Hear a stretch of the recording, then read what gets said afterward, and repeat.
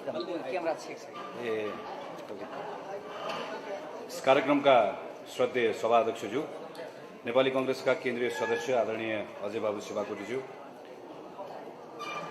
नेपाली कांग्रेसको विभिन्न जिल्लाको सम्पर्क समितिको नेतृत्व गर्ने आदरणीय साथीहरू, मञ्चमा उपस्थित र यहाँ उपस्थित पार्टीको विभिन्न जिम्मेवारी निर्वाह गरिराख्नुभएका साथीहरू, पत्रकार मित्रहरू, यहाँहरू सबैलाई मेरो हार्दिक अभिवादन। जय नेपाल।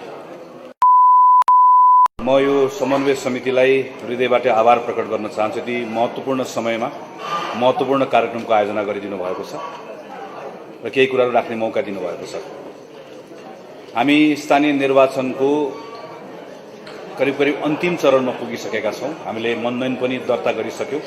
अब केवल केही दिनको प्रचार र मतदानको काम मात्रै बाँकी छ। नेपाली कांग्रेसका देशभरिका साथीहरूलाई म यहाँबाट पहिला अपिल गर्न चाहन्छु कि स्थानीय निर्वाचनलाई सफल पार्ने हाम्रो पहिलो कर्तव्य हो। स्थानीय निर्वाचनमा हाम्रो पक्षमा परिणामका निम्ति प्रयत्न गर्ने हाम्रो दोस्रो कुरा, तर हाम्रो पहिलो कुरा स्थानीय निर्वाचन सफल हुनुपर्छ। स्थानीय निर्वाचन फेयर हुनुपर्छ। स्थानीय निर्वाचनमा बढीभन्दा बढी नागरिकहरूले मतदाताको रूपमा सहभागी हुने अवसर हामीले निर्माण गर्नुपर्छ, उहाँहरूलाई प्रेरित गर्नुपर्छ। म यसको लागि सबैलाई पहिला हार्दिक आग्रह गर्न चाहन्छु। यो पटक एउटा विशेष खालको अवस्था बनेको छ।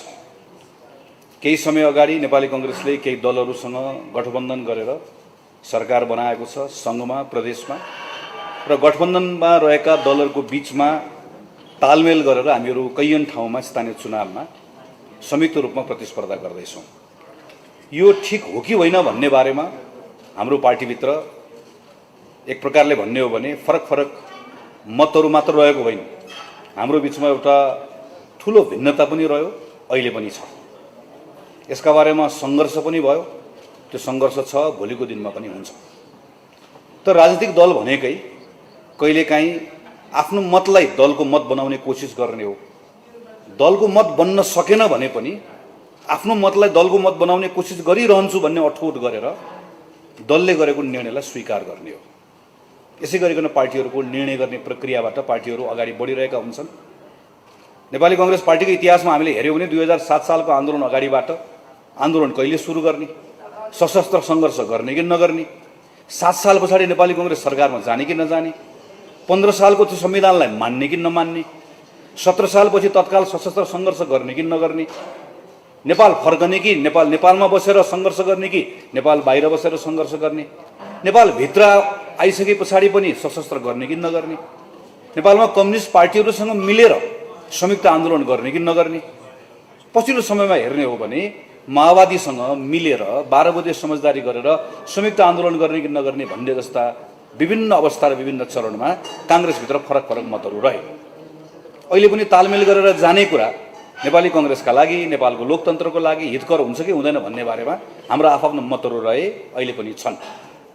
तर पार्टीभित्र लामो छलफल गरेर एउटा निर्णय गर्यो कि यो पटकको निर्वाचनमा स्थानीय कमिटीहरूलाई हामी निर्णय गरी जिम्मा दिन्छौँ।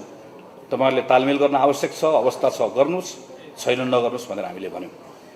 केही महानगरहरू बाहेक बाँकी रहेका सबै निर्णयहरू स्थानीय कमिटीहरूले गर्नुभएको छ। कहीँ भएको छ, कहीँ भएको छैन। कतिपय ठाउँमा पार्टीको निर्णय केही ठाउँमा उल्लङ्घन पनि भएको छ। तर पार्टीको निर्णयलाई आधार मानेर हामीले आफ्नो कामहरूलाई अगाडि बढाएका छौँ। पार्टीको यस्तो खालको निर्णय गर्दै गर्दा स्वाभाविक रूपमा ठुलो पार्टी, पुरानो पार्टी, स्थानीय निर्वाचन धेरै वर्षपछि पहिलो पटक भयो। हामी लामो समय पछाडि फेरि दोस्रो पटकको स्थानीय निर्वाचन गर्ने क्रमभन्दा अगाडि 20औं वर्ष ग्याप भएको थियो। थुप्रै साथीहरू आकाङ्क्षी हुनुहुन्छ। हामी मात्रै निर्वाचनमा प्रतिस्पर्धा गर्दै गर्दा त अप्ठ्यारो थियो भने अरू दलसँग तालमेल गरेर प्रतिस्पर्धा गर्दै गर्दा कैयन ठाउँमा अप्ठ्यारोहरू आएका छन्, अप्ठ्यारो भएका छन्।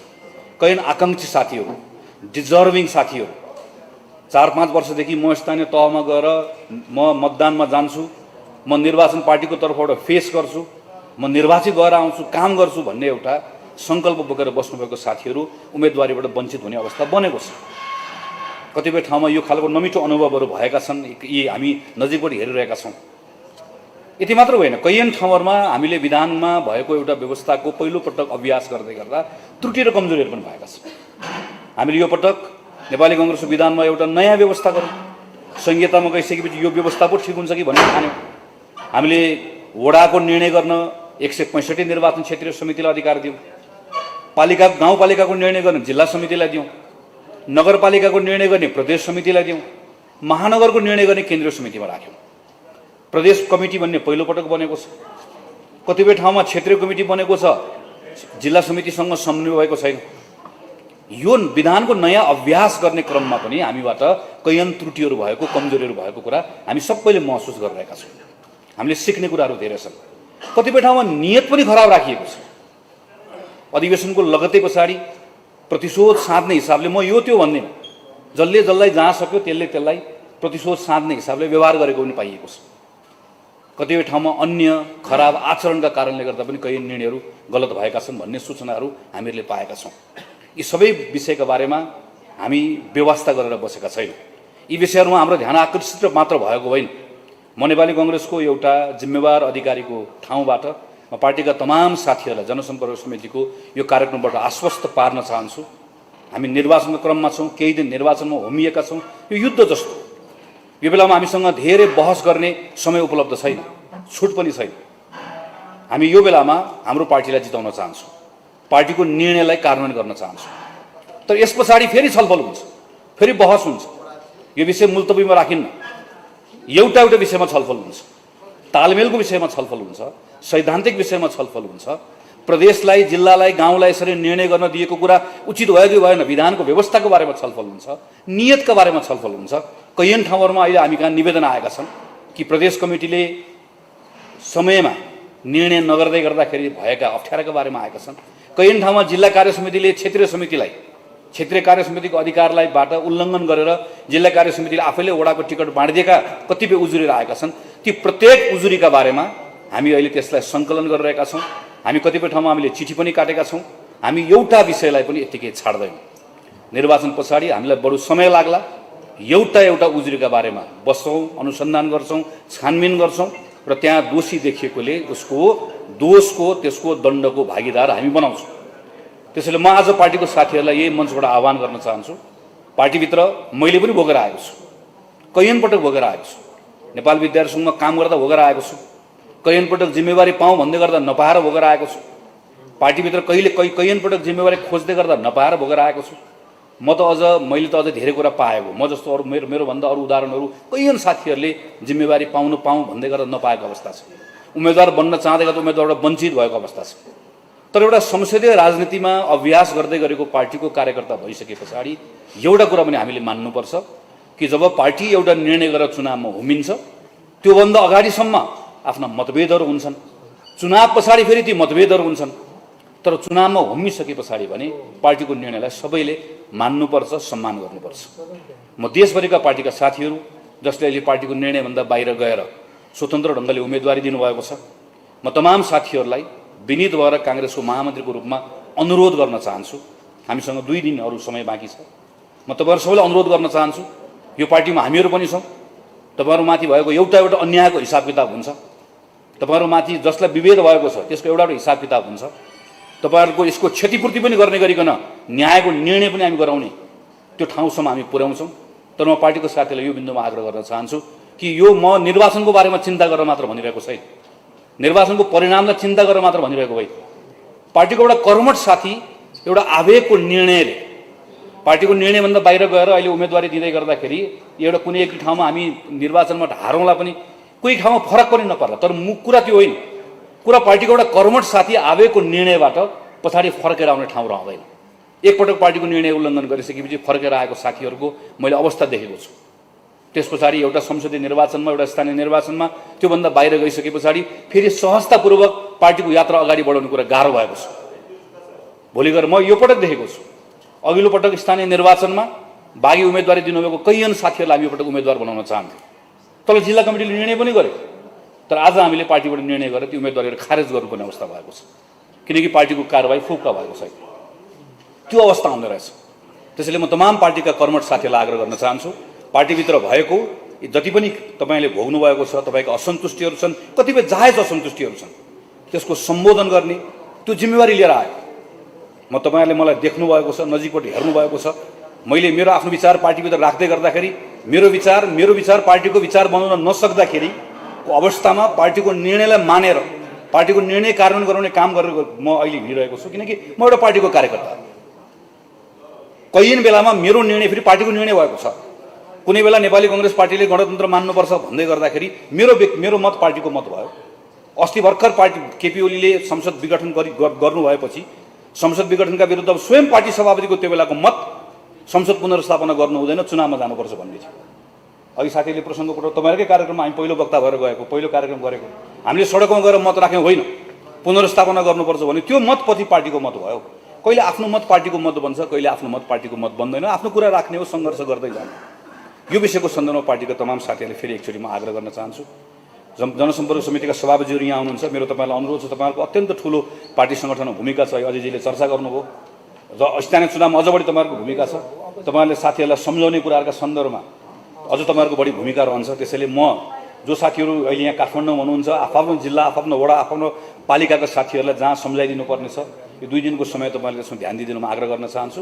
र त्यस पछाडि लगत्तै पछाडि अब काठमाडौँमा साथीहरू यहाँ देखिनु नपरोस्, भेटिनु नपरोस्, तपाईँहरू आफ्नो पालिका, आफ्नो वडा, म त्यो भन्न पनि आज आएको। जति पनि साथीहरू यहाँ हुनुहुन्छ, कर्मथलो काठमाडौँ छ, तर मतदाता तपाईँहरू बाहिरको हुनुहुन्छ। तपाईँहरूको सङ्गठनमा पकड त्यहाँ पनि छ, दुवैतिर हुनुहुन्छ, वास्तवमा भने दुवैतिर हुनुहुन्छ। यहाँको साथीहरूले सकेसम्म नगइदियोस् भन्ने चाहन्छ, अलि दिन बढी बस्थ्यो हुन्थ्यो, यहाँ पनि 2-5 भोट बढ्थ्यो भन्ने चाहन्छन्। हामीलाई के लाग्छ, हामी काठमाडौँको मानिसलाई, तर गाउँको साथीहरूले तपाईँहरूलाई खोजिराख्नु भएको छ। त्यसैले तपाईँहरू त्यहाँ गइदिनुपर्छ। म यो तपाईँहरूलाई पनि यसमा पनि आग्रह गर्न चाहन्छु। मैले अघि चर्चा गरेँ स्थानीय निर्वाचनको जुन खालको अवस्था छ, यो अवस्था चित्त बुझ्दो अवस्था छैन। यो बेलामा हामी हेर्नुहोस् त, आज 12-13 कति गते, आज 14 गते भइसक्यो। 30 गते मतदान गर्नुपर्ने, कुन उम्मेदवारको मत के छ, कुन उम्मेदवारको धारणा के छ, कुन उम्मेदवारको विचार के छ भन्नुपर्ने ठाउँमा आज यहाँ तालमेल भयो, आज यहाँ गठबन्धन भयो, आज यहाँ भत्कियो, आज यहाँ मिल्यो, जताततै हाम्रा समाचार पनि त्यही छन्, हाम्रो विषय पनि त्यही छ। फेरि हाम्रो मात्र छैन, हामीलाई गठबन्धन गर्यो भनेर हामीलाई धारे हात लाएर गाली गर्नेले क्विन्टल भन्ने फेरि पाउ छटा खोजेर हिँडेको छ। एउटा रङको छ, एकातिर मिलेको छ, अर्को रङसँग अर्कोतिर मिलेको छ। त्यहाँ हेऱ्यो भनेदेखि पनि परिवार दलदेखि विप्लवसम्म, सिके राउतदेखि चाहिँ उहाँ कोही छोडेको छ, भ्याएसम्म। अझ म देखेको छु ठाउँमा आज पनि छलफल चलिरहेको थियो, त्यो गठबन्धनको बैठक बाहिरपट्टि ढुकेर बसेको हुन्छ एमालेको स्थानीय नेता, कहाँनिर कुरा बिग्रिन्छ भनेर। अनि कुरा बिग्रियो कि हामीसँग जाउँ न, दिन्छौँ नि, उसले 5 दियो 6 दिन्छौँ नि, उसले 7 दियो 8 दिन्छौँ नि, उसले उपमेयर दियो मेयरै दिन्छौँ नि, ढुकेर बस्यो। यहाँ चाहिँ ठुलो नेता फेरि हात लाएर गठबन्धन भन्नुहुन्छ। जिल्लामा साथीहरूको बेहाल छ। म यो पक्ष त्यो पक्ष भन्दिनँ, यो कुनै पनि मेरो ठाउँबाट हेर्दै गर्दा स्थानीय निर्वाचन यस्तो हुनुपर्ने नै भयो। स्थानीय निर्वाचन हामी आफ्नो दल, आफ्नो चुनाव चिन्ह लिएर लड्नुपर्ने, कसैले पनि नगर्नुपर्ने अवस्था हुने। तर यो भनिरहँदै गर्दा के कुरा बिर्सनु हुन्न भने यो अवस्थाको निर्माण कसरी भयो। 2079 सालको चुनाव यसरी हुनुपर्ने हो, होइन। 2079 सालको स्थानीय निर्वाचन, प्रदेशको निर्वाचन, सङ्घको निर्वाचन योभन्दा फरक सन्दर्भमा हुनुपर्ने। यो निर्वाचनमा हामी 5 वर्षको स्थानीय चुनावमाबाट हामीले गरेका बाचाहरूको समीक्षा गरेर, हाम्रा पालिका सञ्चालन गर्ने सरकारहरूको कार्यक्षमता कस्तो रह्यो त्यसको मूल्याङ्कन गरेर हामी योभन्दा अगाडिको 5 वर्ष कसरी चलाउँछौँ भनेर छलफल गर्नुपर्ने हो। तर यो अवस्था किन आयो? यो 5 वर्ष 2074 साल, 5 वर्ष अगाडि 2074 सालको वैशाखमा भएको स्थानीय निर्वाचनबाट नेकपा एमाले नेपालको सबैभन्दा ठुलो दल स्थानीय चुनावबाट बन्यो। प्रदेशको चुनाव र सङ्घको चुनावमा गएर त दुईटा पार्टी मिलेर त्यसपछि पार्टी एकता भइसके पछाडि नेपालमा एउटा यस्तो अवस्था आयो, जतिखेर सङ्घमा करिब 2/3 नेपाल कम्युनिस्ट पार्टीको सरकार, प्रदेशमा 6वटा प्रदेशमा सरकार, 400 भन्दा बढी तहमा नेपाल कम्युनिस्ट पार्टी एमाले र माओवादी मिलेर पार्टी बनिसकेपछि दुईटा पार्टीको स्थानीय सरकार भएको अवस्था भयो। आज 2079 मा वैशाखको इलेक्सन, मङ्सिरमा आउने इलेक्सन सिङ्गो नेपाल कम्युनिस्ट पार्टीले गर्नुपर्ने हो। आज प्रधानमन्त्री ओलीले वा प्रधानमन्त्री प्रचण्डले वा प्रधानमन्त्री माधव नेपालले वा प्रधानमन्त्री झलनाथ खनालले हामीलाई उहाँहरूको कुरा गर्यो, तर कुनै न कुनै नेपाल कम्युनिस्ट पार्टीको नेता प्रधानमन्त्री भएर अहिले यो सरकार चलाएर त्यसले निर्वाचन गरिरहेको हुनुपर्थ्यो। Nepal communist party versus Nepali कांग्रेसको बीचमा सबै ठाउँमा चुनाव भइरहेको हुनुपर्थ्यो। त्यो अवस्था कसले बिगार्यो? यो 5 वर्ष के भयो? यो 5 वर्षको हिसाब किताब कसले गर्ने कि नगर्ने? यो 5 वर्षको लेखाजोखा गर्ने कि नगर्ने? 74 सालको निर्वाचनको बेलामा स्थानीय निर्वाचन पछाडि एउटा कम्युनिस्ट पार्टी बनाएर 5 वर्षको लागि जिम्मा दिनुहोस्, 5 वर्षभित्र म देशलाई यो ठाउँबाट एक्सबाट वाईमा पुर्याउँछु, त्यस पछाडि फेरि तपाईहरुसँग मत माग्न आउँला भनेको दल वा दलको नेतालाई कसैले प्रश्न सोध्नुपर्ने कि नपर्ने? यसको लेखाजोखा केही पनि छोडिदिनुहोस्, घोषणापत्र यो त्यो चुनाव उम्मेदवार छोडिदिनुहोस्। निर्वाचनबाट आएको मतादेश जनादेश जे भनौँ त्यसका बारेमा कसैले प्रश्न नगर्ने हो, छलफल नगर्ने हो, बहस नगर्ने हो, त्यो प्रश्नको घेराभन्दा पर माथि हुने हो भने आवधिक निर्वाचनको अर्थ के हुन्छ त्यसो भए? त्यसो 2079 को यो निर्वाचनमा 2019 सालको यो निर्वाचनमा नेपाली कांग्रेस एउटा कुरा भनेर आउँछ, अर्को दलले अर्को कुरा भनेर आउँछ, तर हामीले जे भन्यौं, जे गर्यौं, जे जिम्मा लिएर गयौं, त्यो जिम्मा लिएर गएको कुरा पूरा गर्ने वा नगर्ने कुराको अर्थ केही पनि हुँदैन भने त्यसपछि निर्वाचनको अर्थ के हुन्छ त? त्यसकारणले गर्दा नेपाली कांग्रेस पार्टीको तर्फबाट हामी के भनिरहेका छौं, यो बेलामा कुनै पनि एउटा मतदाताले कुनै दल वा उम्मेदवार वा चिन्ह रोज्दै गर्दा एउटा दल, दलको इतिहास, दलको विचार, दलको नेता, दलको आन्दोलन, दलको पोजिसन यो हेर्नु पनि पर्छ, हेरिन्छ पनि। तर त्योभन्दा पनि महत्त्वपूर्ण कुरा, योभन्दा पछिल्लो निर्वाचनमा कुन सन्दर्भमा निर्वाचन भयो, कसले के जिम्मा पायो, त्यो जिम्मा पूरा गरे कि गरेन भनेर हेर्नै पर्छ। त्यसैले हामीले हाम्रो संकल्प पत्र, प्रतिबद्धता पत्रमा हामीले संकल्प पत्रमा जनताको बीचमा भन्यौं, आवधिक निर्वाचनमा दलले कुनै गरेको कामको लेखाजोखा गर्ने हो। 2079 सालमा जिम्मा पाएको नेपाल कम्युनिस्ट पार्टीले सरकार चलाउने जिम्मा पाएको, सरकार चलाउने जिम्मा मात्र होइन, 5 वर्षको नेपालको सबैभन्दा अनुकूलता पाएको, खेर गयो 5 वर्ष। यो 5 वर्ष खेर गएकोमा कसले माफी माग्यो? यो 5 वर्ष सिङ्गो नेपाल देशको खेर गयो, नेपाली जनताको खेर गयो। यत्रो ठुलो आन्दोलन निर्वाचन पछाडि यस्तो स्थिरता र अनुकूलताको 5 वर्षको लाभ के कांग्रेस, के एमाले, के माओवादी, के ओली, के देउबा, के प्रचण्ड, के माधव नेपाल, के झलनाथ खनाल, सबको परिवारले, सब नेपालीले प्राप्त गर्नुपर्ने हो। तर खेर गयो, सबको खेर गयो। म एमालेको मात्र, माओवादीको मात्र भन्दिनँ, कांग्रेसको मात्र होइन, हामी सबैको खेर गयो। जिम्मा कसले लिने हो? मैले लिने हो? म नेपाली कांग्रेसको सांसद गगन थापाले लिने हो कि कसले लिने हो त जिम्मा? नेपाली कांग्रेस पार्टीले त गएको चुनावमा त प्रतिपक्षमा बस्ने जिम्मा पाएको। हामीले पाएको जिम्मा भनेको त प्रश्न गर, आलोचना गर, खबरदारी गर, संसदमा जाऊ, सडकमा जाऊ, प्रतिरोध गर, यही जिम्मा पाएको हो नि। 5 वर्षको जिम्मा पाएको एउटा पार्टी जसले आफूले पाएको जिम्मा पूरा गर्न सकेन, जसले आफूले एउटा बस चलाएर एउटा पोइन्टबाट अर्को पोइन्टमा पुर्याउनु पर्ने ठाउँमा त्यो बस स्टपमा पुर्याएपछि देखिस् यसरी ल्याए, फेरि जिम्मा देऊ, अर्को ठाउँमा पुर्याउँछु भन्नुपर्ने ठाउँमा आफूले चलाएको बसलाई भिरबाट खसालिदिएको छ। भिरबाट खसालिदिसके पछाडि आधा तल खसेर डिलमा, कहीँ डिलमा समातेछन्, कोही बुट्टामा समातेछन्, हामी यहाँ छौँ भनेर कराएका छन्। अनि डिलबाट खसाल्ने छाती ठोकेको छ, ल हेर बहादुरी, हेर यसरी खसाले भन्छ। फेरि जिम्मा दिने, फेरि जिम्मा दिएपछि के गर्ने हो त? फेरि खसाल्ने। पहिलोपल्ट अस्ति खसालेको जिम्मा कसले लिने हो? अस्ति खसालेको बारेमा उत्तर कसले दिने हो? खेर गएको 5 वर्षको बारेमा जवाफ कसले दिने हो? यो प्रश्न हामीले उठाउनै पर्छ। नेपाली कांग्रेस पार्टीले 2048 सालमा यस्तो जिम्मा लिएर गएको थियो, बहुमत पाएको थियो, भिरबाट बस खसाल्यो। म पनि सम्झन्छु, केटीकेटी थिएँ, चुनावमा भोट माग्न जाँदै गर्दाखेरि अप्ठ्यारो लाग्थ्यो। म त्यो बेलामा उद्घोषण गर्थेँ, उम्मेदवारलाई चिनाउँथेँ। उम्मेदवारलाई चिनाउँदै गर्दा के भनेर मत माग्ने, के भनेर मत माग्ने अप्ठ्यारो लाग्थ्यो मलाई। त्यसैले म भाषण नगरेर उद्घोषण गर्न सजिलो मान्थेँ। अब फलाना आउँदै हुनुहुन्छ भने गयो, बोल्दा त भोट माग्नु पर्यो, के भनेर माग्ने? 48 मा बहुमत पाएको छ, आफै दलभित्र झगडा गरेर 36 र 74 भएर पार्टी फुटाएर बिजोग बनाएको छ। त्यो अनि हामी भोट माग्न गएका छौँ, गाली चाहिँ कल्ला गर्नु छ भने नेकपा एमालेले गर्दा भन्नुहुन्छ। बहुमत आफूले पाएको छ। अब ठ्याक्कै त्यो होइन हालत। जनताले हामीलाई देखाइदिए, जनताले हामीलाई देखाइदिए तिमीले खेर फाल्यौ, त्यस कारणले गर्दा तिमी अब दोस्रो पार्टी भनेर बनाइदिए हामीलाई। 56 सालमा एमाले र माले त्यस्तै भयो, जनताले फेरि देखाइदिए। 64 सालमा माओवादीले सबभन्दा ठुलो दल भएर गयो, त्यत्रो संविधान सभा चलाउन पाएको थियो, लार्जेस्ट पार्टी थियो।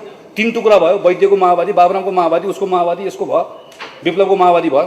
70 सालमा देखाइदियो जनताले। जनताले निर्वाचनमा त्यो ताकत प्रयोग गर्ने हो। दलसँग जनता डराउने होइन, जनतासँग दल डराउनु पर्छ, नेता मतदातासँग डराउनु पर्छ, त्यो अवस्था बनाउने हो। त्यही कुरा हामीले हाम्रो संकल्प पत्रमा राख्यौँ। तर यति मात्र होइन, हामीले भन्यौँ अबको 5 वर्ष हामीलाई जिम्मा दिनुहोस्, हामी जिउँदैछौँ। 5 वर्ष हामीलाई जिम्मा दिनुहोस्, हामी जिउँदै रहन्छौँ। 5 वर्षपछि जिम्मा लिएर जाँदै गर्दा यो 5 वर्ष चलाउन सकेनौँ भने, जिम्मा लिएको पुरा गर्न सकेनौँ भने फेरि हामीलाई धुलोमा झार्नै पर्छ, फेरि हामीलाई भुइँमा पछार्नै पर्छ। हामीलाई भुइँमा पछार्यो भने त्यो बेलामा हामीले के भन्न पाउनुहुन्न फेरि भने 15 सालमा बिपी कोइरालाले गर्नुभएको सम्झनुहोस् न, भोट हाल्नुहोस् होइन। 79 मा जिम्मा लिएकोले 79 मा के गर्यो, 80 मा के गर्यो भने बताउनु पर्यो। जिम्मा लिने 79 मा, गफ गर्ने 15 सालमा, 7 सालमा हाम्रा नेताहरूले क्रान्ति गरेर आउनुभएको त्यो गफ गर्न पाइएन। अहिलेको जिम्मा लिएको भन्नु पर्यो। त्यसैले 5 वर्ष हामीलाई जिम्मा दिनुहोस् भन्ने अपिल लिएर जनताको बिचमा आएका छौँ। स्थानीय सरकार 5 वर्ष चलायौँ, हामीले कहीँ चलायौँ, हामी कहीँ प्रतिपक्ष भएर बस्यौँ। स्थानीय सरकारको हाम्रो अनुभव रह्यो, केही मिठो अनुभव, केही नमिठो अनुभव, केही तितोपिरो अनुभवहरू रहे। स्थानीय सरकारलाई नियन्त्रण गर्न खोज्यौँ हामीले, कानुन बनाइदिएनौँ, मापदण्ड बनाइदिएनौँ, स्रोत दिएनौँ। स्थानीय सरकार पनि अलमल्ली आफै हामी त्यो सङ्घमा गएपछि हामी धङधङीबाट मुक्त भयौँ। हामीले कर्मचारी हेर्नुहोस् त, अहिले पनि अस्तिसम्म यो आचार संहिता लाग्नुभन्दा अगाडिसम्म स्थानीय सरकारका प्रमुखहरू यहाँ आएर लाइन बसेका सिंहदरबार। के को सिंहदरबार गाउँ गाउँ जानु, गाउँका मुखियाहरू सबै सिंहदरबार आउनु परेको छ मलाई यो प्रमुख चाहियो भनेर। त्यहाँ मिलाएनौँ। यो पनि कुनै एउटा पार्टीले पनि, हामीले अस्तिको सरकारले पनि गर्यो, हामीले पनि गर्यौँ। यसलाई सच्याउनु हामीले। स्थानीय सरकारले पनि थुप्रै ठाउँमा भ्रष्टाचारका थुप्रै इतिहास रचना गरिकन काम गरेको हामीले देख्यौँ। कैयन ठाउँमा स्रोतको दुरुपयोग भएको छ। रातारात मानिसहरू चाहिँ स्थानीय सरकारमा आएका मानिसहरूले जनताको सेवा गर्ने भन्दा पनि आफ्नो घर भर्ने, आफ्नो भकारी भर्ने काम पनि गरेको पनि हामीले पायौँ। कैयन राम्रो काम गरे, कोरोनामा राम्रो काम गरे, शिक्षामा राम्रो काम गरे, स्वास्थ्यमा राम्रो काम गरे। यो सबै अनुभवबाट सिकेर हामी जनताको बिचमा आउँदै गर्दा, हामी यो पटक स्थानीय सरकारहरूलाई दाबी गर्न आउँदै गर्दा हामीले केही कुराहरू अगाडि सारेका छौँ। हामीले भन्यौँ, पहिलो कुरा मौलिक हक। संविधानमा यो यो यो नागरिकको हक हो भनेर लेखिसकेपछि त्यो हक जनताले पाउने र सरकारले पुरा गर्ने कुरा सङ्घको सरकारले मात्र होइन, सबैभन्दा बढी स्थानीय सरकारले गर्नुपर्छ। हामीले बनाएको 10 वटा सिद्धान्तमा हामीले भन्यौँ, पहिलो कुरा नागरिकको स्वतन्त्रता, दोस्रो कुरा भनेको स्थानीय सरकारको सन्दर्भमा उठेको सबभन्दा महत्त्वपूर्ण विषय भनेको स्थानीय सरकारको असल शासन, जवाफदेहिता, पारदर्शिता। नेपाली कांग्रेस निर्वाचित भएको स्थानीय सरकारले नागरिकको स्वतन्त्रताका सन्दर्भमा हामी यो गर्छौँ, हाम्रो कमिटमेन्ट। विधिको शासनलाई मानेर पारदर्शिताको सन्दर्भमा यो गर्छौँ भनेर हामीले आफ्नो मतलाई, हाम्रो आफ्नो विचारलाई हामीले अगाडि सारेका छौँ। स्थानीय सरकारको सबैभन्दा महत्त्वपूर्ण कुरा भनेको सेवा प्रवाह। त्यो सेवा प्रवाह गर्ने कुराको सन्दर्भ उदाहरण रूपमा दिन्छु। जस्तो अपाङ्गता भएको व्यक्ति, ज्येष्ठ नागरिक भएको व्यक्ति, अत्यन्त असहाय व्यक्तिलाई स्थानीय सरकारबाट लिनुपर्ने सेवा, चाहे त्यो गाउँपालिका होस् चाहे त्यो नगरपालिका होस्, त्यो घरमा पुर्याउनुपर्छ। हामीले भन्यौँ काठमाडौँ महानगरपालिका वा ठुल्ठुलो नगरपालिका र महानगरपालिकाहरूमा जहाँ हाम्रो खालको लाइफस्टाइल भएको मानिसहरू हामी धेरै बस्छौँ, हामी वर्किङ पेरेन्ट्सहरू छौँ, म पनि काम गर्छु, मेरो श्रीमती पनि काम गर्छ, तब हामी धेरै जसो यही हो। यस्तो खालको ठाउँहरूमा स्थानीय सरकारले दिने सेवाका सन्दर्भमा सार्वजनिक बिदाको दिनमा सेवा हाट चलाउनुपर्छ। अर्थात् महिनाको एउटा शनिबार बिहान 7 बजेदेखि बेलुका 9 बजेसम्म स्थानीय सरकार सबको लागि खुला हुनुपर्छ। बिदाको दिनमा गएर नागरिकले सेवा लिन पाउनुपर्छ। यी सानसाना कुराहरू हामीले हाम्रो सङ्कल्प पत्रमा यस्तै सानसाना कुराहरू राख्यौँ। नीतिगत कानुनी संयन्त्रको विकास गर्ने कुरा स्थानीय सरकारमा अर्को अत्यन्त खड्केको विषय हो। स्थानीय सरकारमा अर्को खड्केको विषय भनेको स्रोतको व्यवस्थापन। स्थानीय सरकारले यो पनि गर्छु त्यो पनि गर्छु भन्छ, तर स्रोत कहाँबाट ल्याउँछ? स्रोतको व्यवस्थापन कसरी गर्ने? स्थानीय सरकारले अर्को गर्न नसकेको गर्नुपर्ने कुरा भनेको साझेदारी हो। साझेदारी भनेको काठमाडौँ महानगरपालिकाले ललितपुर महानगरपालिकासँग साझेदारी गरेन भने ललितपुरमा साइकल लेन बन्छ, अनि ललितपुर महानगरपालिका आहा कस्तो राम्रो काम गर्यो, साइकल लेन बन्द भन्यो, अनि 7 बाटो साइकल चढेर आयो, सुई साइकल चढेर आयो, अनि कोपण्डोले आएपछि साइकल बोक्यो फेरि, किन त साइकल लेन छैन। काठमाडौँ उपत्यकाको नगरपालिकाले त साझेदारी गर्नु पर्ला नि त, एक ठाउँमा बसेर एकीकृत मास्टर प्लान बनाउनु पर्ला, ट्रान्सपोर्टेसन प्लान बनाउनु पर्ला। हामीले यसलाई सोच्यौँ। हामीले भन्यौँ हाम्रो स्थानीय सरकार भनेको सामाजिक रूपान्तरणको अभियान्ता हो। हामीले कैयन वडा अध्यक्षहरूले महिलालाई बोक्सीको आरोपमा दिशा खुवाएको स्टोरीहरू लेख्यौँ। हामीले कैयन मेयर साहबहरू जातीय छुवाछुतको घटनामा संलग्न भएको कथाहरू पढायौँ। गर्न पाइन्छ? जातीय छुवाछुत नभएको देश, महिलामाथि हिंसा नभएको देश नेपाल हो भनेर संविधानमा लेखिएको कुरालाई कार्यान्वयन गर्ने कुराको नेता, त्यसको अभियन्ता सामाजिक रूपान्तरणको स्थानीय सरकार होइन। हामीले भन्यौँ स्थानीय सरकारले एभिडेन्समा आधारित, प्रमाणमा आधारित नीतिहरू बनाउनुपर्छ। हामीले भन्यौँ स्थानीय सरकारले नागरिकसँगको सम्बन्ध केवल मतदाताको सम्बन्ध होइन।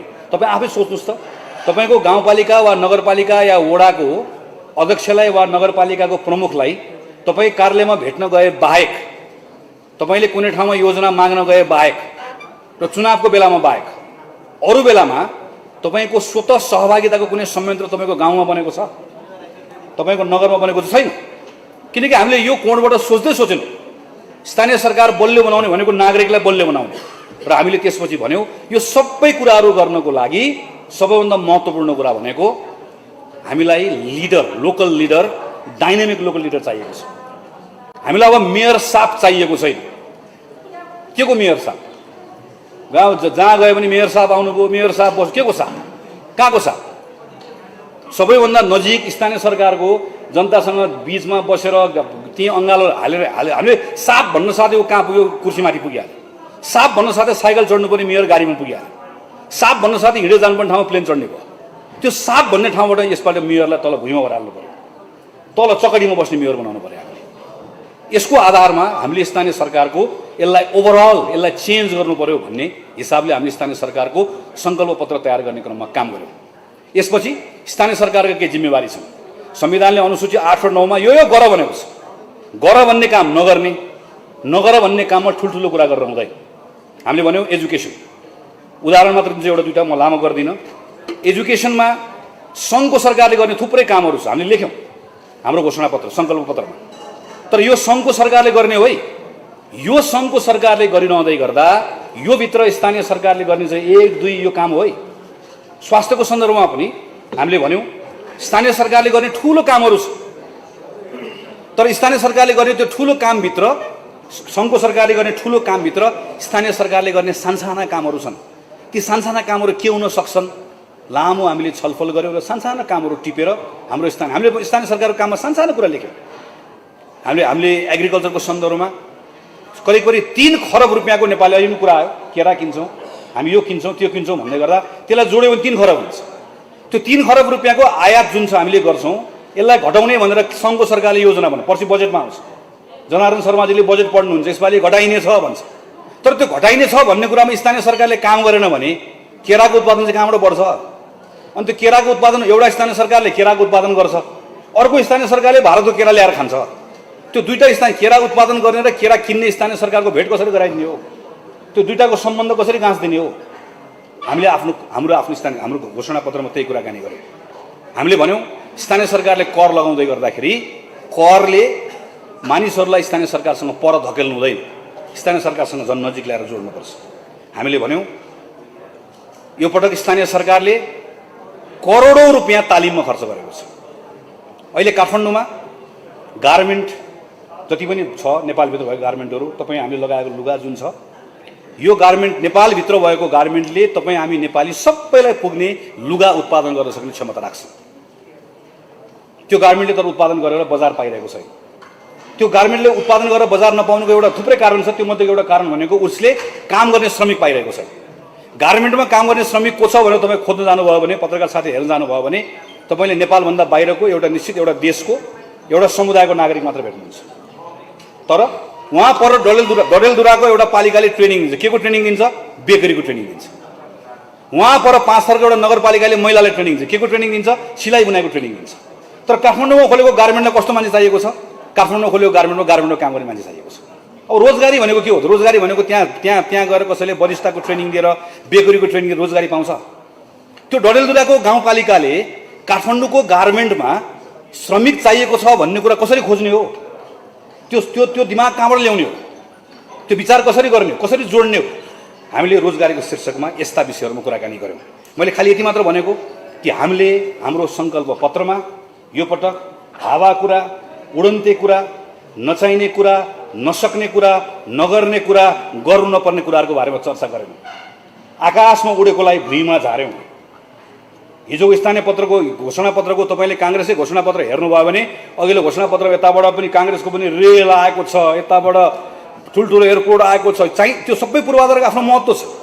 तर स्थानीय सरकारले गर्नुपर्ने कामहरू भनेको रेल बिर्छ। अहिले स्थानीय सरकारले गर्नुपर्ने काम भनेको चाहिँ त्यो सानो त्यो महिलाले, घरेलु हिंसाबाट पीडित भएको महिलाले न्याय पाउने कुरामा आफ्नो स्थानीय सरकारलाई नक गरेपछि त्यहाँभित्रले न्याय पाउने आँट गर्न सक्नु पर्यो। एउटा छुवाछुतको घटनामा स्थानीय सरकारले मद्दत गर्न सक्नु पर्यो। सानो पढ्न नसकेको बच्चाले, केटीकेटीले त्यहाँभित्र टिचर, म्याथको टिचर आएन भनेर भन्दै गर्दा शेरबहादुर देउवाले म्याथको टिचर होइन, त्यहाँको त्यो मेयर साहबले त्यो म्याथको टिचर ल्याउने व्यवस्था गर्न सक्नु पर्यो। तल झार्नु पर्यो। हामीले माथि उडेकोलाई तल झार्यौँ, भुइँमा ल्यायौँ। र हामीले भन्यौँ यो सङ्कल्प पत्रमा लेखिएको कुरा गफ होइन, यो सङ्कल्प पत्रमा लेखेको कुरा मैले मेरो टिमले लेखेको हो, हामीले धेरै मेहनत गरेर लेखेका छौँ। एउटा एउटा लेखेको विषय किन लेख्यौँ भन्ने कुरा बुझेर लेखेका छौँ र हामीले पार्टी सभापतिले भनेका छौँ यो सङ्कल्प पत्र लिएर चुनाव चिन्ह लिएर गएर जो काङ्ग्रेसको साथीहरू मैदानमा जानुहुन्छ जितेर आउनु साथै हामी एउटा नेसनल वर्कसप गर्छौँ, यी सबै साथीहरूलाई प्रशिक्षित गर्छौँ, यिनलाई यो कुरा बुझाउँछौँ, यो भारी बोकाउँछौँ। यो भारी बोकेर गएपछि 1 वर्षपछि हामी बोलाउँछौँ काठमाडौँ, समीक्षा गर्छौँ, रिपोर्ट कार्ड तयार गर्छौँ। अब पहिलाको जस्तो मेयर साहब भए म अब मलाई संविधानले दिएको अधिकार छ भन्न पाइन्न। एक कुरामा हामीले भन्यौँ तिमी मेयर साहब होइनौ, हामीले भन्यौँ तिमीले 1 रुपियाँ पैसा पनि भ्रष्टाचार गर्न पाउँदैनौ, हामीले भन्यौँ तिमीले नाता गोता कोही मान्छेलाई सल्लाहकार नियुक्ति गरेर अनावश्यक कुरा गर्न पाउँदैनौ, हामीले भन्यौँ योजना नबनाइकन 1 रुपियाँ खर्च गर्न पाउँदैनौ। यसको एक कुराको हिसाब किताब एउटा काङ्ग्रेसको वडा सदस्यले पनि यसका बारेमा बुझाउनुपर्छ भन्ने कुरा हामीले यसलाई तयार गरेका छौँ। म पार्टीको साथीहरूलाई आग्रह गर्न चाहन्छु, हामीले माफी मागेका छौँ हाम्रो प्रतिबद्धता पत्रमा। हामीले अघिल्लो पटक बोलेका थुप्रै कुराहरू पुरा गर्न सकेनौँ, कहीँ हाम्रा कमजोरी रहे, कहीँ हामीले गर्न नहुने गर्न नसक्ने कुराहरू भन्यौँ। हामीले सिकेका छौँ, हामीले हिजो जानेर नजानेर गरेका गल्तीहरू नदोहोऱ्याउने प्रतिबद्धता व्यक्त गरेका छौँ र हामीले जनतालाई आश्वस्त गरेका छौँ, कसम खाएका छौँ कि हामी गल्ती दोहोऱ्याउने दिन नभएर यो कुरा तपाईँहरूले लिएर गाउँमा जानुपर्नेछ, तलको साथीहरूलाई बताउनु पर्नेछ। यति कुरा मात्र भनेर आज तपाईँहरूलाई मैले आफ्नो कुरा टुङ्ग्याए हुने हो। तर यही बिचमा हाम्रो आफ्नो पार्टीको घोषणापत्रको बारेमा नेपाल कम्युनिस्ट पार्टीको एमालेको अध्यक्षज्यूले केही कुराहरूको बारेमा कमेन्ट गर्नुभयो। मलाई एकजना साथीले, म त हिजो पार्टी कार्यालयमा थिएँ, हिजै हो जस्तो लाग्छ, हिजै हो क्या अरे, पार्टी कार्यालयमा थिएँ, मलाई एउटा हाम्रै साथीले घोषणापत्र टिमको साथीले फोन गरेर भन्नुभयो, हेलो दाइ थाहा पाउनुभयो? मैले के मैले मलाई भन्नुभयो नेकपाको अध्यक्ष ओलीजीले घोषणापत्रको बारेमा मुख छाड्नुभयो नि भनेर भन्नुभयो। अनि मैले उहाँलाई भने अरे बाबा सफा बोलेको भए, शालीन बोलेको भए पो समाचार हो, केपी ओलीले मुख छाड्नुभयो भन्ने कुरा त नयाँ कुरा हुँदै भएन। जसको मुखमा अङ्गार छ उनले ओकल्ने कालै हो, मुखमा अङ्गार भएकोले कालै ओकल्छ। मैले भने यो त कुनै नयाँ कुरा भएन, म त पार्टीको काममा थिएँ। त्यसपछि उहाँले फेरि भन्नु होइन तपाईँले पागल भन्नुभयो। मैले भने ठिकै भन्नु, ठिक छ। अनि मैले उहाँलाई फेरि भने हाम्रो टिमको साथीलाई, तपाईँलाई याद छ केपी ओलीले कोलाई पागल भन्नुहुन्छ? केपी ओलीले झुट बोल्नुहुन्छ। कोही आँट भएको मान्छेले आएर यु आर लायर, तपाईँ झुट बोल्दै हुनुहुन्छ भन्ने भयो भने सनक्क सन्केर पागल भन्नुहुन्छ। पहिला कसलाई भन्नुभएको थियो? सुशीला कार्कीलाई, गोविन्द केसीलाई। सनक्क सन्किसकेपछि उहाँको मुखबाट निस्कने कुरा भनेकै जब उहाँको झुटलाई कसैले च्यालेन्ज गर्छ, फरेबलाई कसैले च्यालेन्ज गर्छ, उहाँले सबभन्दा पहिला गाली गर्ने भनेकै पागल भनेर भन्ने हो। मैले पनि ठिकै छ, यो पनि कुनै नौलो कुरा भएन। त्यसपछि मलाई के लाग्यो भने होइन के कुराहरू हाम्रो कन्टेन्टको बारेमा भन्नुभएको छ कि भन्ने कुरा लाग्यो। मलाई फेरि साथीले भन्नुभयो होइन यसको जवाब त फर्काउनुपर्छ। मैले उहाँलाई भने हेर्नुहोस्, प्याच्चो बोल्ने, आफ्नो प्रतिद्वन्द्वीका बारेमा त्यो कुण्ठाले भरेको अभिव्यक्ति दिएर हलमा खित्कार छोडेर आफ्नो समर्थक हाँसेर ताली बजाइसकेपछि दङ्ग परेर बेलुका गएर भरपेट खाएर सुत्ने चाहिँ केपी ओली हो, हामी त्यो होइन। त्यसैले यसको यो मुखामुख गर्ने जवाब फर्काउने काम छोडिदिनुहोस्। कन्टेन्टमा केही छ भने कन्टेन्टमा चाहिँ हामीले सिक्ने कुरा पनि होला। यत्रो वर्ष अनुभव गरेर आउनुभयो, प्रधानमन्त्री भएर आउनुभएको, हामीले कति गल्ती गरेका होलाौँ, कमजोरी गरेका होलाौँ, कन्टेन्टको बारेमा उहाँले भन्नुको कुरा हामीले पढ्नुपर्छ, त्यसको बारेमा छलफल गर्नुपर्छ। म बेलुका आउँछु भनेर भने साथीहरूको टिमसँग बेलुका भेट्न गएँ, उहाँले बोलेको कुरा सुन्यौँ, उहाँले बोलेको कुरा तपाईँहरूले बजाउनु भएको राख्नुभएको कुराहरू लेख्यौँ, पढ्यौँ, कन्टेन्टको बारेमा केही पनि छैन। अनि मैले अनुमान लगाएँ यत्रो मोटो छ, हामीले अहिलेसम्म छापेर वितरण गर्न भ्याइ नभए भएको छ, हाम्रै साथीहरूले पढेका छन्, बडाबुडा राति उठेर पढेछन्, पुरै पृष्ठ पढेछन्।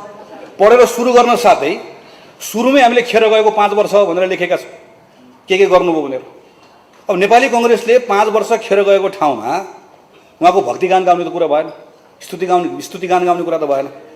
उहाँलाई त्यो आफ्नो प्रशंसाको एकलाप सुन्ने बानी भएको एकपछि अर्को झुटको चाहिँ पर्दाफास गरेको कुराले सहन सक्ने कुरै भएन, सनक्क सन्कन हो। मेरो उहाँको मलाई यसको बारेमा के पनि छैन। उहाँलाई केपी ओलीलाई रिस उठ्यो भनेर सत्य बोल्न छोड्ने कुरो भएन, केपी ओलीलाई रिस उठ्यो भनेर उहाँको झुटलाई छिको भन्ने कुरा भएन, केपी ओलीलाई रिस उठ्यो भनेर कालो र सेतो भन्ने कुरो भएन। सत्य बोलिराख्ने भनिराख्ने। तर खालि एउटा मात्र एडभाइस उहाँलाई के हो भने बुढाबा धेरै सनक्क सन्किँदै गर्दा कहिलेकाहीँ शरीरलाई अप्ठ्यारो गर्न सक्छ, त्यो आइरहेको छ। झुटको बारेमा त भनिराख्ने भयो, यो त बोलिराख्ने भयो, भनिराख्ने भयो, झुटलाई झुट त भनिराख्ने भयो। यसका बारेमा चाहिँ ख्याल गर्नु होला, शरीरको ख्याल गर्नु होला। योभन्दा मेरो धेरै भन्ने कुरा छैन। त्यसपछि फेरि मैले हेरेँ, मैले भने शिक्षा, हेल्थ, म त यसमा त मैले महिनौ काम गरेको छु मेरो टिमसँग।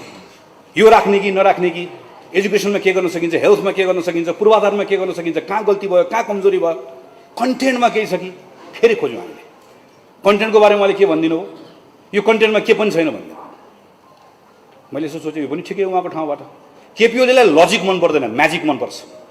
यो घोषणापत्रमा म्याजिकको कुरा छ, लजिकको कुरा छ। के गर्न सकिन्छ, के गर्न सकिँदैन भनेर लजिक। यहाँ मैले लजिकको कुरा, म्याजिकको कुरा गरेको छैन। त्यसैले यसको बारेमा पनि म्याजिक छैन, मन परेन होला, त्यसको बारेमा पनि मेरो धेरै कुरा भन्ने कुरा केही भएन। तर एउटा कुराको बारेमा मात्रै मैले उहाँलाई भन्नु छ। अस्ति नै मेरो चुनाव लड्दै गर्दा महाधिवेशनको बेलामा पनि उहाँले यो समुन्नत नेपाल भन्ने अवधारणा अगाडि सार्दै गर्दाखेरि यो मेरो आइडिया हो, चोर्यो भन्नुभएको थियो। हिजो पनि चोर्यो भन्नुभएको छ। मैले यसको बारेमा चाहिँ अब यो उहाँलाई पनि दौड दुब्छ, मलाई पनि दौड दुब्छ। उहाँ अध्यक्ष, म महामन्त्री, हाम्रो आफ्नै भ्याइ नभ्याइ छ। अलिकति भ्याएको बेलामा चाहिँ म बालकोटे गरेर ट्युसन पढाउने हो। एउटा विषयमा त पढाउनै पर्ने भएको छ। पहिलो कुरा मैले उहाँलाई के भन्नुपर्ने भएको छ भने, यो मेरो समृद्धिको आइडिया कसैले चोरेर लग्देला भनेर राति पनि चोर्देला भनेर अनिलो नबस्नुहोस्। तपाईँको आइडिया तपाईँसँगै राख्नुहोस्। यो न मलाई चोर्नु छ, न काङ्ग्रेसको कुनै साथीलाई चोर्नु छ। समृद्धि तपाईँकै आइडिया हो, तपाईँसँग राख्नुहोस्। तर एउटा कुरा बुझ्नुहोस्, फुर्सदमा फेरि म बेली बिस्तार बुझाउँछु, त अहिले त्यो एउटा बुझ्नुहोस्। तपाईँको समृद्धि र मेरो समुन्नतिमा, हाम्रो समुन्नतिको फरक के हो भने, तपाईँको समृद्धिमा अहङ्कारको भ्यू टावर्स, त्यो अहङ्कारको भ्यू टावरबाट हेर्दै गर्दा तल मान्छेहरू गान्टे देखिन्छ। हाम्रो समुन्नतिको आइडियामा तल भ्यू टावरबाट देखिने ती गान्टे मान्छेहरूको जीवनमा भएको दुःख छ। त्यो दुःखलाई कसरी हल गर्ने भने त्यसको समाधान छ, त्यसको खोजी छ, त्यसको प्रयत्न छ। तपाईँको समृद्धिमा राष्ट्र भनेर मुट्ठी कस्दै गर्दा त्यहाँभित्र घृणा छ, उत्तेजना छ, रिस छ। मौका परेको बेलामा एउटा धर्मलाई उचाल्ने, मौका परेको बेलामा एउटा जातलाई उचाल्ने बदनीयत छ। हामीले समुन्नति भनेर भन्दै गर्दा त्यहाँभित्र देशको प्रेम छ। एउटा जाति, अर्को भाषा, एउटा धर्म, एउटा संस्कृति, नेपालभित्र भएका सबै एक ठाउँ मिलेर बस्न सक्ने सद्भावको त्यो कामना छ, त्यो इच्छा छ। त्यसबाट बनेको एउटा एकताको भावना छ। कोहीप्रति कुनै घृणा छैन, देशप्रतिको प्रेम छ, सबैसँग मित्रवत सम्बन्ध राख्ने चाहना छ, देशको सार्वभौमिकताको लागि लड्ने अठोट छ। तपाईँको समृद्धिमा सुखी नेपाल भन्दै गर्दा बाहिरबाट देखिने सुख छ, बाहिरबाट देखिने हाँसो छ। तर हामीले समुन्नति भनेर भन्दै गर्दा त्यो सुखको पत्र केलाएर हेऱ्यो भने त्योभन्दा भित्र अरू पत्र छ। वर्षौँदेखि विभेदमा परेका महिला होलान्, अपाङ्ग तपाईँको व्यक्तिहरू होलान्, दलित होलान्, ती विभेदका कारणले, संरचनागत हिंसाको कारणले गर्दा, समाजभित्र भएको असमानताको कारणले गर्दाखेरि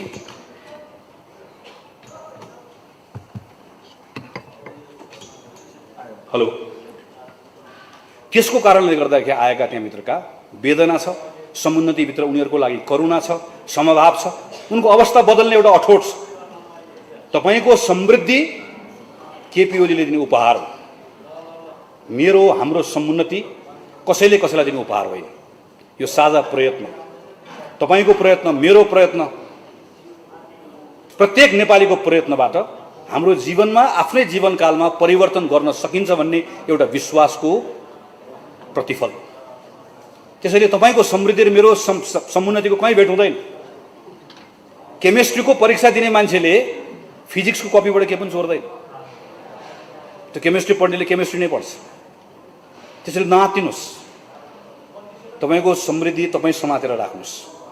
भ्यू टावरमा चढ्नुहोस्, त्यहाँबाट समृद्धिको दान उपहार सबलाई दिन्छु, उद्घोष गर्नुहोस्। म भुइँमै बस्छु, यही समुन्नतिको कुरै लिएर बस्छु। हामी यहीँ बस्छौँ। हाम्रा फरक धारणाहरू छन्, हाम्रा फरक विचारहरू छन्। यसलाई एउटै बनाउनुपर्छ भन्ने पनि मेरो कुरा छैन। मेरो खाली कुरा के छ, यसका बारेमा जनतालाई सही ढङ्गले बुझाउँ। यसका बारेमा जनतालाई कम्तीमा नेपालभित्र विचारको बहस छ, हाम्रो दृष्टिकोणहरू फरक छ, नेपालको विकासका बारेमा हाम्रो दृष्टिकोण फरक छ, नेपालको देशभक्तिका बारेमा हाम्रो विचारहरू फरक छ, नेपालभित्रको नेपाली भन्ने परिचयका बारेमा हाम्रो धारणा फरक छ। काङ्ग्रेस र एमाले एउटै होइन। काङ्ग्रेस र एमालेका तमाम विषयहरूमा आधारभूत रूपमा मत भिन्नताहरू छ। त्यसैले म रुखमा हाले पनि त्यही हो, सूर्यमा हाले पनि त्यही हो नभनौँ। मैले यो यसबाई झट्ट सुन्ने गर्दा मैले आज कसलाई उत्तर दिएँ भने अघि पनि कुरा निस्क्यो, बालकोटको बारदलीमा बसेर बरबराउनु भएको बालाई मैले उत्तर दिएको होइन। त्यो बरबराउने छुट उहाँलाई छ। बालकोटको बारदलीमा बसेर बरबराउनु भएको बालाई मैले उत्तर दिएको होइन। त्यो मलाई मसँग त्यो मुखामुख गर्ने मेरो स्वभाव पनि छैन, मेरो फुर्सद पनि छैन। मैले घोषणापत्रकै सङ्कल्प पत्रको विषयमै सही नेपाल कम्युनिस्ट पार्टी एमाले नेपालभित्र नेपाली कङ्ग्रेस आज उभिएको, आज हामीले उभ्याउन खोजेको मेरो पुस्ताको काङ्ग्रेसले फेरि एकपटक बिपी कोइरालालाई सम्झेर नेपाली कङ्ग्रेसकै विगतका केही वर्षहरूमा गरेका गल्ती कमजोरीबाट पनि सिकेर, राम्रा कुराबाट पनि सिकेर, काङ्ग्रेसको सबल पक्षलाई समातेर दुर्बल पक्षलाई त्यसलाई ताछेर काङ्ग्रेसलाई जहाँ सही ठाउँमा उभ्याउन खोजिरहेका छौँ त्यसका बारेमा उठेका प्रश्नका सन्दर्भमा मेरो चुनौती हो, मेरो खुला चुनौती हो। म सिङ्गो पार्टी नेकपा एमालेसँग, नेकपा एमालेको नेतासँग यी विषयमा हामी बहस गर्न तयार छौँ मात्र होइन, चाहन्छौँ। जनताले थाहा पाउनुपर्छ, हाम्रो फरक दृष्टिकोणहरू थाहा पाउनुपर्छ। यो कुरा पनि म पार्टीको साथीलाई आग्रह गर्न चाहन्छु। यो विषय पनि तपाईँहरूले चुनावको बेलामा जनताको बिचमा लिएर जाने। मेरो अन्तिममा तपाईँहरूलाई आग्रह छ, म एउटा सन्दर्भ चलेकोले मैले भने अब यसको बारेमा समय खेर नफाल्नुहोस्। कसले हाम्रो पार्टीको घोषणापत्रको बारेमा के भन्यो, के गर्यो, सन्दर्भ चल्यो, मैले उठाएँ कुरा छोडिदिनुहोस्।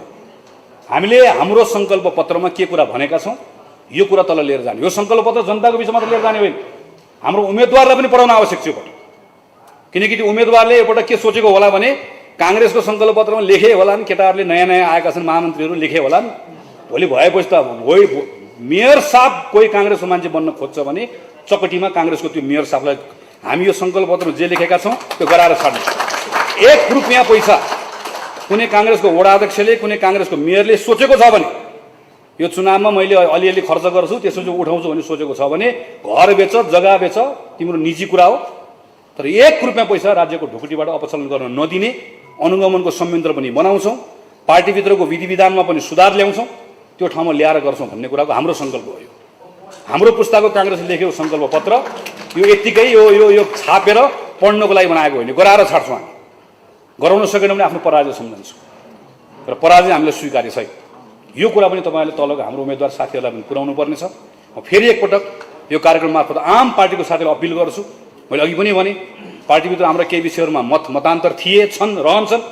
भोलि फेरि बस्छौँ, 31 गतिपछि फेरि पार्टीको बैठक सुरु गर्छौँ, छलफल गर्छौँ, सैद्धान्तिक विषयमा गर्छौँ, व्यवहारिक विषयमा गर्छौँ। अघि आज कुरा उठेको छ, कतिपय ठाउँमा टिकट बाँड्ने क्रममा धाँधली गरिएको छ, कतिपय ठाउँमा बदनियत राखिएको छ, कतिपय ठाउँमा खराब आचरण राखिएको छ, कतिपय ठाउँमा गलत काम गरिएको छ, कतिपय ठाउँमा विधान उल्लङ्घन गरिएको छ, कतिपय ठाउँमा साथीहरूमाथि अन्याय गरिएको छ।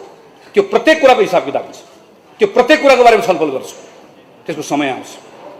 म यति मात्र आग्रह गर्छु, यो 12 तपाईँले एकपल्ट आफ्नो आवेगलाई नियन्त्रण गर्नुपर्ने छ, काङ्ग्रेसको संस्थापक नेताहरूलाई सम्झाउनु पर्ने छ।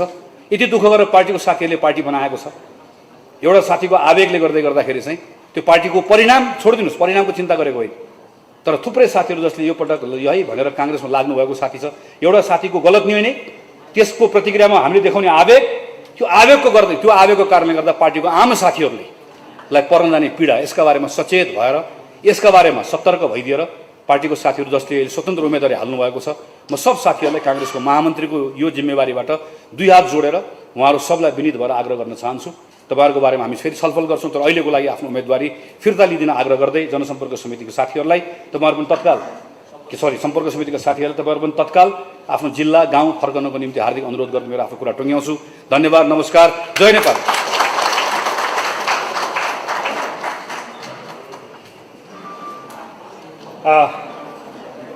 हार्दिक धन्यवाद आदरणीय महामन्त्रीज्यू, धेरै कुरा समेटिए। अब हामी कार्यक्रमको अन्तिम